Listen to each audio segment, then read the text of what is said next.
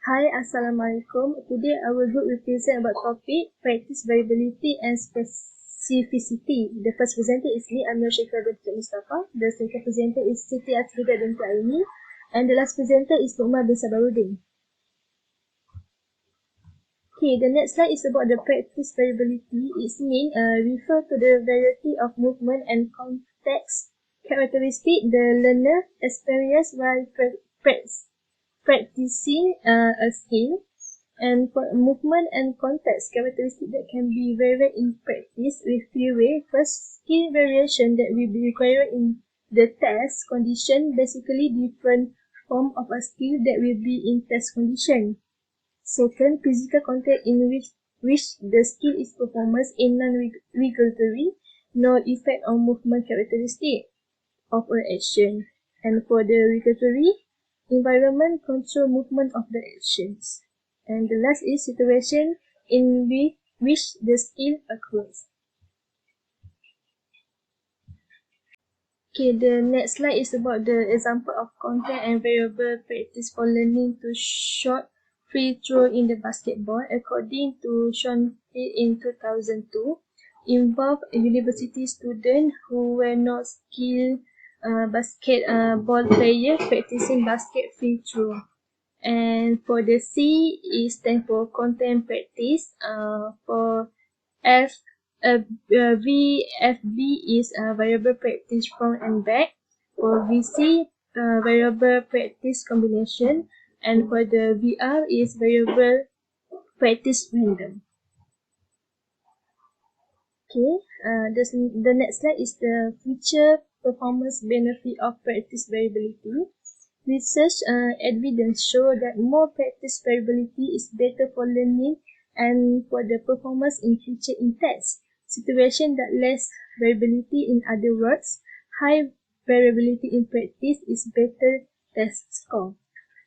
And second point is practice variability benefit can be related to the increased amount of performance error during practice. Is more variety, more mistake, is learning from mistake, is better learning.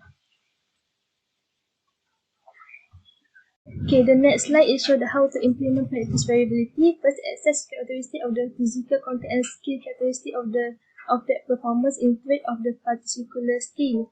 And second, vary this characteristic according to the type of skill being learned into. First, practice condition to vary for closed skill. Second, practice condition to vary for open skill.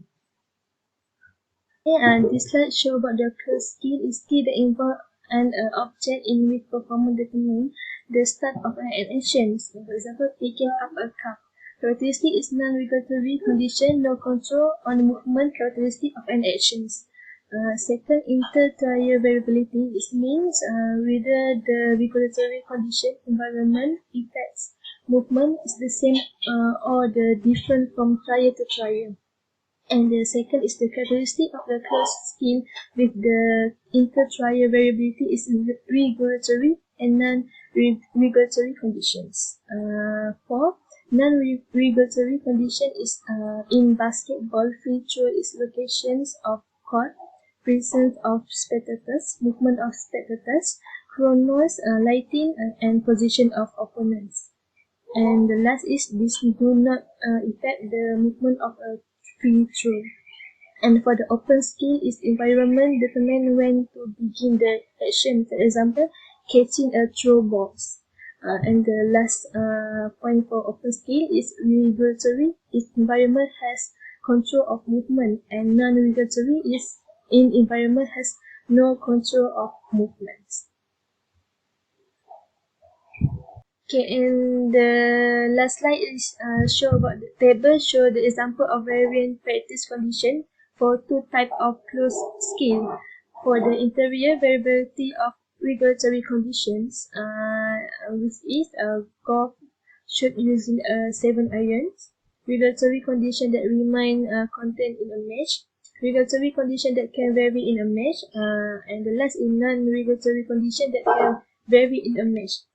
Practice conditions should stimulate has a many regulatory and non-regulatory condition has possible to be similar to those that could be experienced in a match. For the non-interior variability of regulatory conditions, for the basketball free throw, regulatory conditions that remain constant in games, non-regulatory conditions that can vary in games.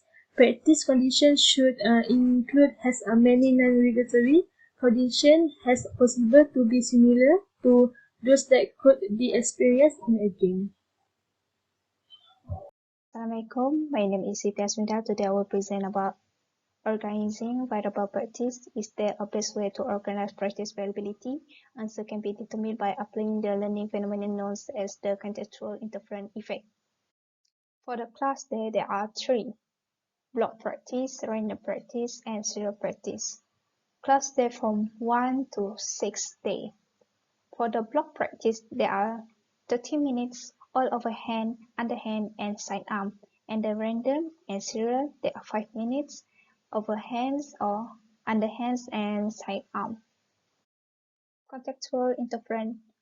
The memory and performance descriptions that result from the performing variations of the skill within the context of the practice. Originally described by Betic, 1979, various amounts of contextual interference can occur during practice depending on the scheduling of the practice variability. The contextual interference effect occurs when higher amounts of contextual interference are involved in practice than lower amounts. Picture show the amount of contextual interference for the practice schedules. They are high, moderate, and low. For the high, random order of trials of all task variations, rare order of trials of all task variations. For the moderate, random repetitions of the short blocks of trials of each task variation, rare repetitions of short blocks of trials of each task variation, and for the low ones, non-repeated blocks of trials of each task variations. Next slide is research evidence for the contextual interference effect. There are two laboratory experiments and non-laboratory experiments. Laboratory experiment is C experiment by Seah and Morgan 1979, the first demonstrations of the effect for learning motor skills.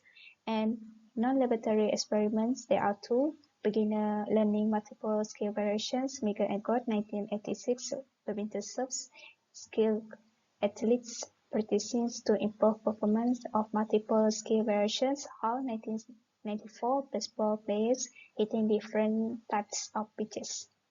The last slide for me, contextual interference and judgments about learning. A characteristic of block practice schedules. There are two: learners overestimate their learning, and second is perform during practice mislead them to judge they are learning more than they are actually are. Bismillahirrahmanirrahim. Assalamualaikum warahmatullahi wabarakatuh. And good evening to my lecturer, Sir Shafiq Niswan, and fellow friends. My name is Lokman Sabaruddin. I am the last presenter from my group.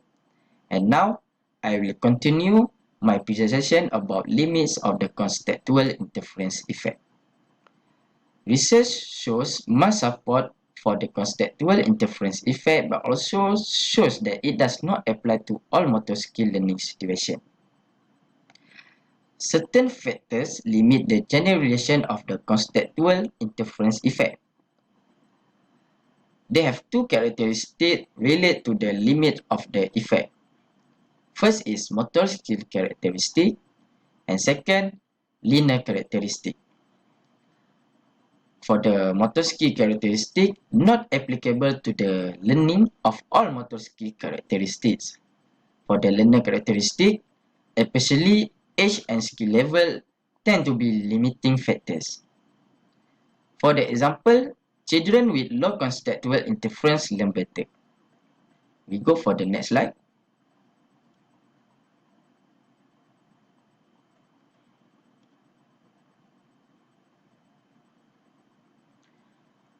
Why does the contextual interference effect occur?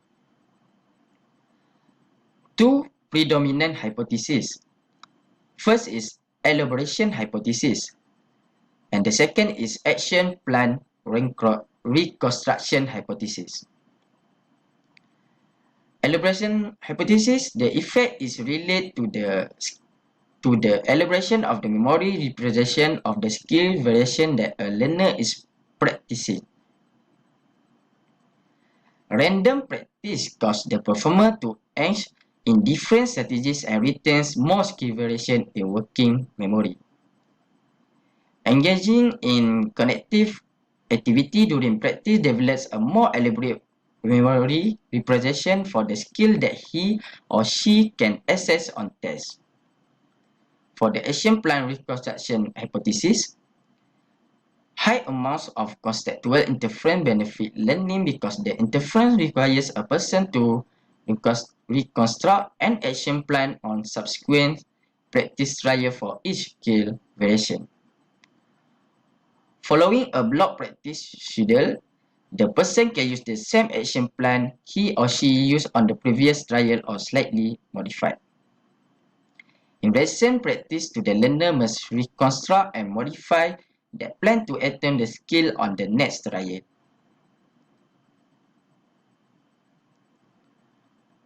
Why does the conceptual interference effect occur? Regardless of which hypothesis, they have two important characteristics have been demonstrated. First is higher levels of conceptual interference involve greater attention demands during practice. And the second, pupils who practice according to a block schedule tend to overestimate how well they are learning during practice.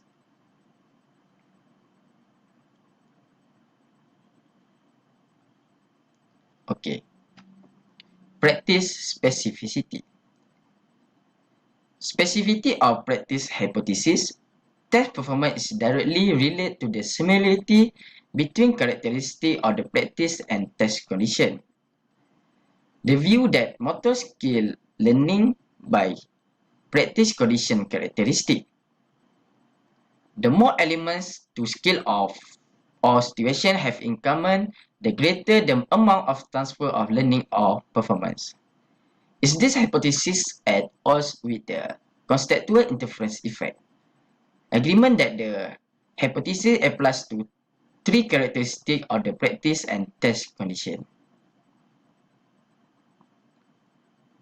They have three practice test characteristics relate to the practice specificity hypothesis. First is sensory characteristic, second performance characteristic, and third cognitive processing characteristic. For the sensory, motor skill learning is specific to the source of sensory available during practice. The role of visual and proprioceptive information available during the performance of a skill.